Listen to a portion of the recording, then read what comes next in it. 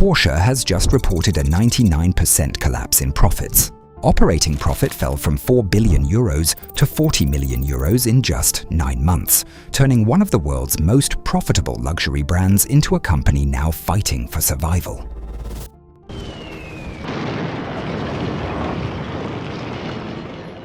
This is Porsche, a brand that survived world wars, economic crises, recessions, and every conceivable shock. But today, Porsche faces a problem unlike anything it has ever known. People simply don't want to buy their cars anymore. How did this happen? How did a brand everyone once dreamed of become a brand customers are walking away from?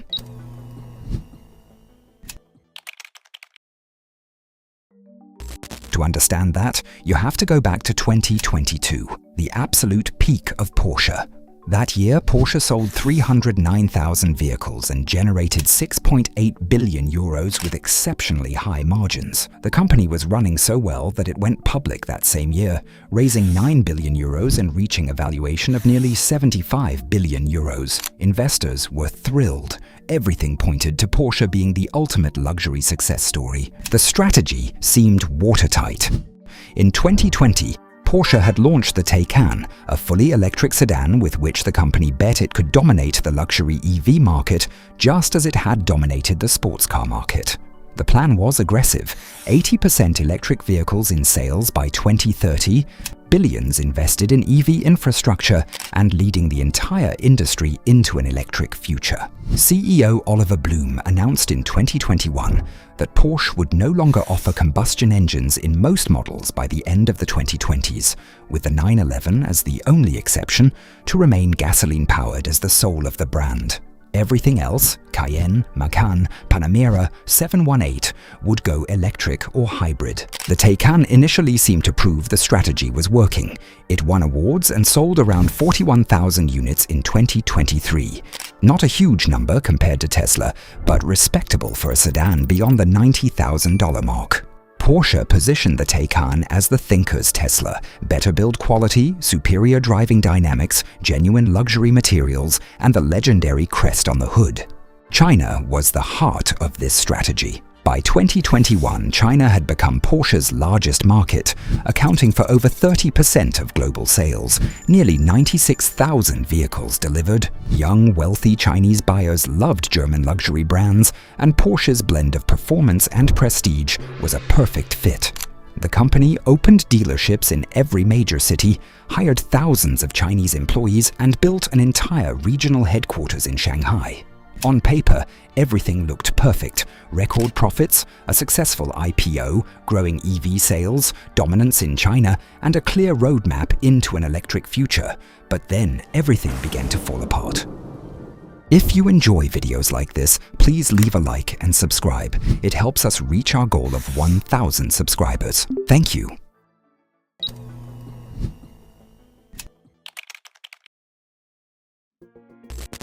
By 2024, the first cracks appeared, and they came fast. Taycan sales collapsed and customers actively rejected the car.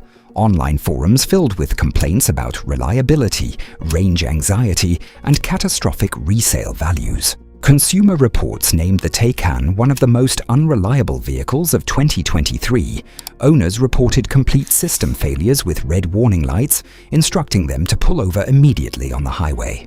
Battery fires led to 5 major recalls, range dropped 30 to 40% below official EPA estimates, and vehicles sat in workshops for months due to missing parts and technicians confronted with control module malfunctions they had never seen before. But the real problem was even simpler than the reliability issues. The Taycan was simply not competitive on the basic metrics EV buyers actually care about.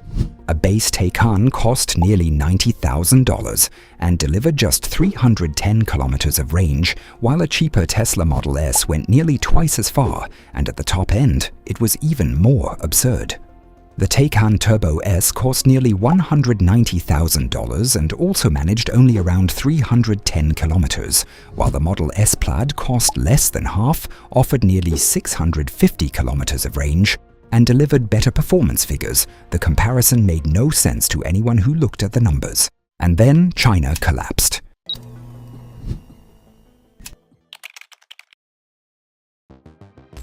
In 2024, Porsche's sales in China fell 28% from 79,000 to 57,000 vehicles.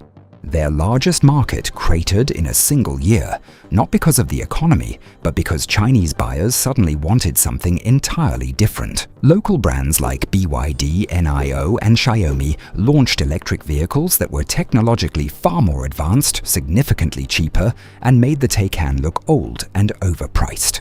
Xiaomi, launching its very first car with the SU7, sold over 100,000 units in 2024. It was more capable, more technologically advanced, and even broke the Taycan's lap record in Shanghai. With seamless smartphone integration, advanced autonomous driving features, and software updates that actually worked. Young Chinese buyers with an average age of 36 had no interest in Porsche's century of history and heritage. They wanted the best technology, and German brands simply didn't have it. Everything Porsche had built over decades suddenly meant nothing in a world where cars were judged by software capability and technological integration, rather than motorsport heritage and mechanical precision. Porsche panicked and did something it had never done before. It offered massive discounts. Dealers slashed prices by up to 35% on the Taycan and over 10% on the 911 just to move inventory. This completely destroyed Porsche's premium positioning, because if a Porsche costs the same as a Chinese electric car with better features, there is no rational reason left to choose the German car. In May 2024, Chinese Porsche dealers even stopped accepting new vehicles from the factory, citing excessive inventory pressure and demanding subsidies from headquarters to offload cars that had been sitting on their lots for months. While China imploded and the Taycan collapsed, Porsche's entire EV strategy was falling apart elsewhere too. The company had invested 2.7 billion euros in EV production facilities and another 1.7 billion in platform development, including a partnership with the Swedish company Northvolt, which was supposed to supply battery cells. Then, in November 2024, Northvolt filed for bankruptcy. This destroyed Porsche's entire battery roadmap, delaying the new electric 718 Boxster from its planned 2025 launch to at least 2027, leaving a 2-year gap in the model lineup. In August 2025, Porsche shut down its entire battery production operation, laid off 200 workers, and wrote off 400 million euros in investments that would never generate a return. The electric Macan, which arrived a year late in September 2024 due to software problems, managed just 18,000 units in its first partial year. The reason was simple. It cost around 30,000 euros more than the old gasoline Macan, for technology buyers considered outdated. In February 2025, internal tensions escalated when Porsche's CFO and sales chief were fired after publicly contradicting the CEO, revealing deep rifts over the EV strategy that showed the company tearing itself apart, trying to figure out what had gone wrong. And then came the numbers that revealed the true scale of the disaster.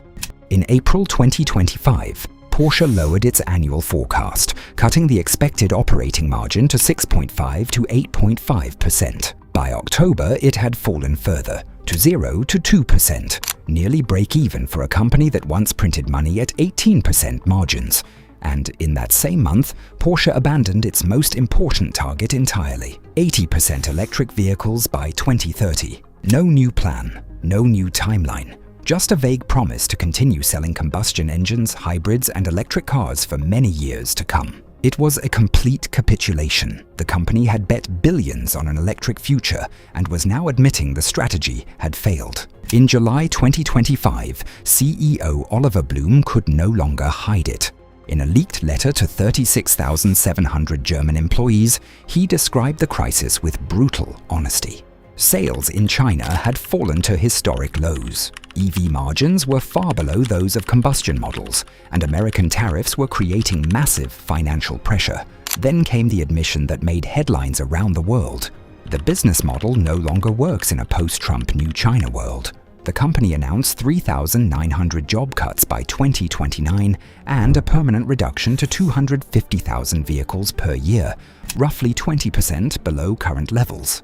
Taycan production was cut from 2 shifts to 1. Porsche was not treating this as a temporary setback, but as a permanent downsizing of the company. Meanwhile, competitors were eating Porsche's market.